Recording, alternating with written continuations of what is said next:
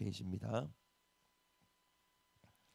우리 한 절씩 교독하시고 마지막 절 함께 읽도록 하겠습니다. 여호와께서 나단을 다윗에게 보내시니 그가 다윗에게 가서 그에게 이르되 한 성읍에 두 사람이 있는데 한 사람은 부하고 한 사람은 가난하니 가난한 사람은 아무것도 없고 자기가 사서 기르는 작은 암양 새끼 한 마리뿐이라. 그 암양 새끼는 그와 그의 자식과 함께 자라며 그가 먹는 것을 먹으며 그의 잔으로 마시며 그의 품에 누움으로 그에게는 딸처럼 되었거늘.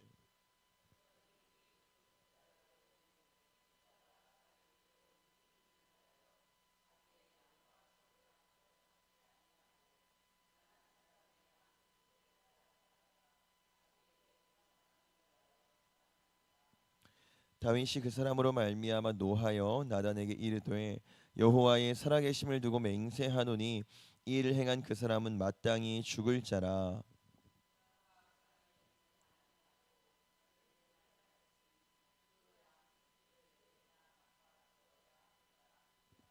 나단이 다윗에게 이르되 당신이 그 사람이라. 이스라엘의 하나님 여호와께서 이와 같이 이르시기를 내가 너를 이스라엘 왕으로 묻기 위하여 너를 사울의 손에서 구원하고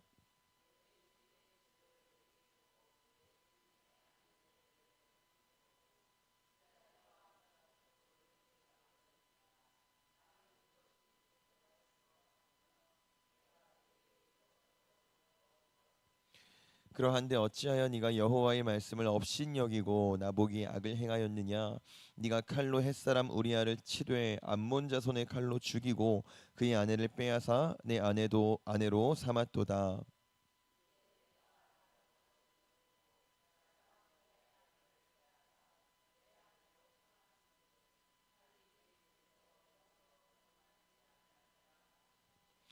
여호와께서 또 이와 같이 이르시기를 보라 내가 너와 내 집에 재앙을 일으키고 내가 내 눈앞에서 내 아내를 빼앗아 내 이웃들에게 주리니 그 사람들이 내 아내들과 더불어 백주에 동침하리라.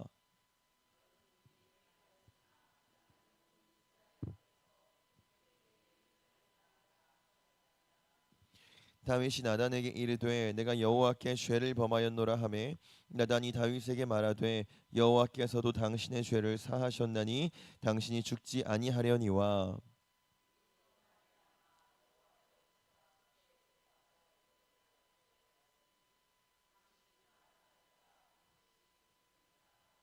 함께 읽겠습니다.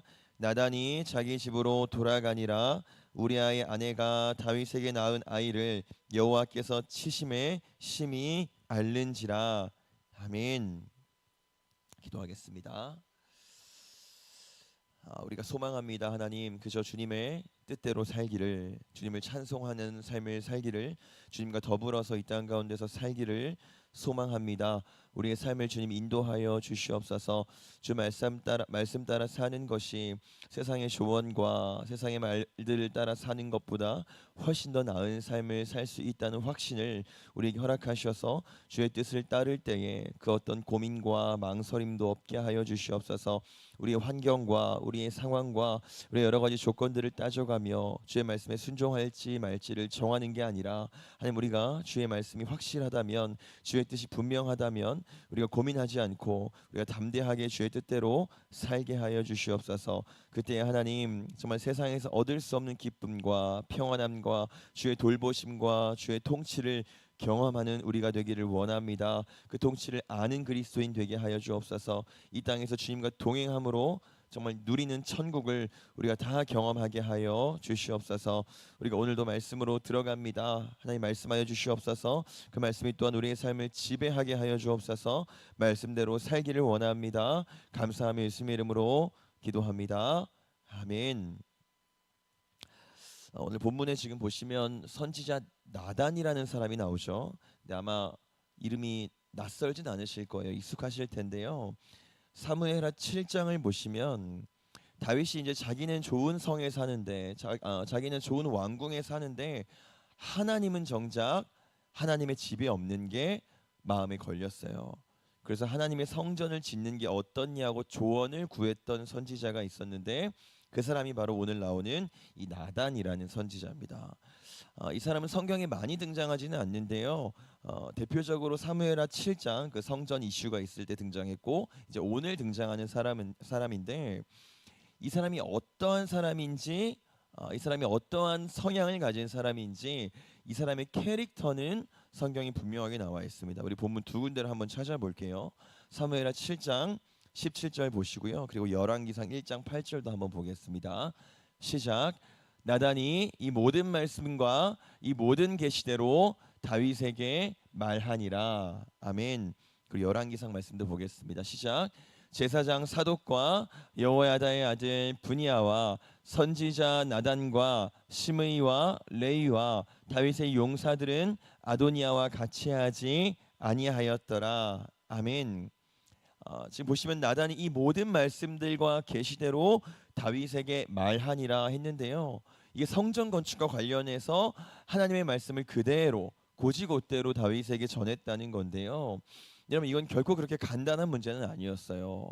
예전에 보시면 사울과 사무엘 때에 그 두 사람의 관계를 아마 아실 텐데 굉장히 팽팽했습니다. 그러니까 왕권과 신권이 아주 팽팽하게 견제했었고 사울은 항상 사무엘의 리더십과 그 권력을 경계했었어요. 근데 7장에서 선지자 나단은 하나님의 말씀을 거리낌 없이 정말 막힘없이 왕 다윗에게 그대로 있는 그대로 전달합니다. 이게 이제 나단이라는 사람의 캐릭터였어요. 하나님이 하라 하는 것들에 대해서는요 직진하는 사람이었습니다. 우리 그 다음으로 읽었던 열왕기상 말씀에서도 마찬가지예요. 다윗의 말년에 왕자들 사이에서 권력 다툼이 벌어지는데 그 중에 네 번째 아들이었던 아도니아가 선포합니다. 아버지 다윗이 죽고 나면 바로 다음 왕은 내가 될 것이다 라고 선포해 버려요. 이게 그렇게 사실 틀린 말은 아니었던 게요. 위에 형들이 3명이나 있었는데 그 형들 3명이 다 죽었습니다. 그러니까 이제는 아도니아가 장남이 된 상태인 거예요. 그러니까 스스로 내가 다음 왕이 될 거다 칭하는 게 이상한 일은 아니었습니다. 그러니까 흔히 사람들이 이제 줄을 선다고 하죠. 다윗의 신하들 중에요. 실세를 가지고 있던 사람들이 다 아도니아한테 줄을 섰습니다. 왜냐하면 그가 가장 정당한 다음 왕이었기 때문이에요. 여러분 이제 요압 아시죠? 요압도 다윗의 군대 장관이었던 요압도 아도니아의 줄을 잡았어요. 그리고 그때 이제 선지자 나단이 어떻게 했는지 우리가 방금 읽었던 겁니다. 뭐라고 되어 있죠? 선지자 나단은 아도니아와 같이 하지 아니하였더라. 이게 나단이라는 사람이었습니다. 하나님 뜻이면 왕도 안 보이고 대세도 안 보이고 하나님 뜻만 보이는 사람이었어요. 하나님 뜻이 아니면 그게 누구든 그 길을 가지 않는 사람이었습니다. 그 나단이 바로 오늘 다윗을 지금 찾아온 겁니다. 왜 찾아왔을까요? 다윗이 큰 잘못을 했죠. 간음했고 더불어서 또 살인까지 했습니다. 한 가정을 완전히 풍비박산을 내놓고서도 전혀 회개하지 않은 상태예요. 그래서 선지자 나단이 다윗을 찾아옵니다. 왕이시여, 부자가 소유가 많은 부자가 가난한 사람의 가장 소중한 것 그것도 하나밖에 없는 그것을 빼앗았습니다. 그 사람을 어떻게 해야 될까요? 여러분 지금 이 말을 들으면 딱 누구 얘기인 것 같으세요? 정확하게 다윗 얘기잖아요. 근데 지금 다윗이 얼마나 무딘 상태인지 이 비유가 자기를 가리키는 비유인 줄도 모릅니다. 그래서 이렇게 말해요. 본문 5절 보겠습니다. 시작. 다윗이 그 사람으로 말미암아 노하여 나단에게 이르되 여호와의 살아계심을 두고 맹세하노니 이 일을 행한 그 사람은 마땅히 죽을 자라. 아멘. 지금 다윗이 듣기에도 기가 막힐 노릇인 거예요. 부자가 소유가 하나밖에 없는 가난한 사람의 그 소유를 빼앗았대요. 다윗이 듣기에도 기가 막힐 노릇인 겁니다. 어떻게 사람이 그럴 수 있느냐? 그런 사람은 죽여야 된다. 이렇게 말하는 겁니다. 죽여야 된대요. 그럼 누굴 죽여야 된다는 건가요? 다윗 자기를 죽여야 된다라고 지금 스스로 말하고 있는 거예요. 근데 정작 자기는 모르고 있어요. 자기가 어떤 사람인지를 모릅니다. 자기가 죽임당에 마땅한 사람이라는 걸 다윗 스스로가 지금 모르고 있다는 거예요. 왜 모를까요? 하나님 앞에 서지를 않았거든요. 그 앞에 서지 않으면 내가 죽임당에 마땅한 사람이라는 걸 도무지 모르는 겁니다. 여러분, 오늘 본문의 구도가 참 재밌는 게요, 죽임당에 마땅한 사람이면, 이제 곧 죽어야 될 사람이면 나를 죽일 수도 있고 살릴 수도 있는 자한테 찾아가서 제발 좀 살려달라고 애원하는 게 정상적인 구도잖아요. 그 사람이 안 만나주고 문전박대를 해도 제발 좀 살려주십시오, 나 좀 용서해달라고, 한 번만 만나달라고 하는 게 맞는 거잖아요. 근데 오늘 본문은 좀 이상합니다. 우리 1절 상반절만 한번 보겠습니다. 시작. 여호와께서 나단을 다윗에게 보내시니. 아멘. 이상하죠. 죽임당할 자가 찾아간 게 아니고요, 그 사람은 찾을 생각도 없습니다. 심지어 자기가 죽임당할 자라는 사실도 모르고 있는데, 반대로 죽이고 살릴 수 있는 자가 먼저 찾아왔어요. 여러분, 이게 어떻게 된 일인가요? 우리는 절대로 먼저 하나님을 찾지 않습니다. 우리가 돌이켜서 하나님을 찾는 사람들이 아니에요. 심지어 내가 어떤 사람인 줄도 모르고 있어요. 지금 다윗이 간음하고 살인하고 시간이 얼마나 지났을까요? 15절을 보니까요, 벌써 밧세바가 출산한다라고 나와 있어요. 그러니까 얼마나 지난 거죠? 최소한 10개월은 지난 거예요. 거의 1년 지났습니다. 범죄한 후에 1년 동안 다윗은요, 하나님을 안 찾았어요. 죽임당에 마땅하니까 나를 살릴 수 있는 분을 찾아가야 되는데 찾지 않습니다. 이게 우리예요. 여기에 놀라운 반전이 있죠. 하나님이 우리를 찾아오셨어요. 정반대죠. 이건 말도 안 되는 거예요. 창조주가 찾아오셨어요. 멀쩡한 사람들한테 찾아온 것도 아니고요, 죽어 마땅하고 심판받아 마땅하고 죄인 중에 괴수 같은 자들한테, 도무지 창조주를 쳐다도 보지 않는 사람들한테 찾아오셨다는 겁니다. 그리고 그분이 찾아오셔서 하시는 말씀이 이렇습니다. 우리 5절 다시 한번 볼게요. 5절입니다. 시작. 다윗이 그 사람으로 말미암아 노하여. 5절 띄워주시기. 사무엘하 12장 5절입니다. 시작. 다윗이 그 사람으로 말미암아 노하여 나단에게 이르되 여호와의 살아계심을 두고 맹세하노니 이 일을 행한 그 사람은 마땅히 죽을 자라. 아멘. 찾아오셔서, 창조주 하나님이 찾아오셔서 뭘 알려주시냐면 내 진짜 모습을 보게 하시는 거예요. 왕의 자리에 앉아서 호령하는 그 겉모습이 아니라, 가정도 꾸리고 이 땅에서 그럴듯하게 살아가면서 번듯한 삶을 사는 내 모습이 아니라 진짜 내 모습, 심판받아 마땅한 죄인인 나를, 저주에 속한 나를 보게 하시는 거예요. 왜 보게 하실까요? 정죄하시려고 보게 하실까요? 아니요, 은혜를 알게 하시려고요. 우리 7절 보겠습니다. 시작.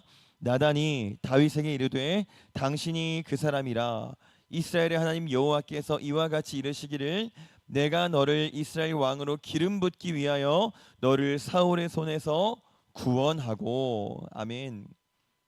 내가 너를 죽음 가운데서 살려냈다고, 내가 너를 기름 부어서 내 자녀 삼아줬다고, 이거 알려주시려고 창조주께서 친히 우리 인생 가운데 찾아오셨다는 겁니다. 그럼 우리는 어떻게 해야 될까요? 우리 시편 말씀 보겠습니다. 51편 5절에서 7절까지 보겠습니다. 시작. 내가 죄악 중에서 출생하였으며 어머니가 죄 중에서 나를 잉태하였나이다. 보소서, 주께서는 중심이 진실함을 원하시오니 내게 지혜를 은밀히 가르치시리이다. 우슬초로 나를 정결하게 하소서. 내가 정하리이다. 나의 죄를 씻어주소서. 내가 눈보다 희리이다. 내게 즐겁고 기쁜 소리를 들려주시사 주께서 꺾으신 뼈들도 즐거워하게 하소서. 아멘. 다윗이 밧세바를 취하고 나서 하나님의 책망을 듣고 나서 했던 회개의 고백입니다. 하나님, 내가 죄인입니다.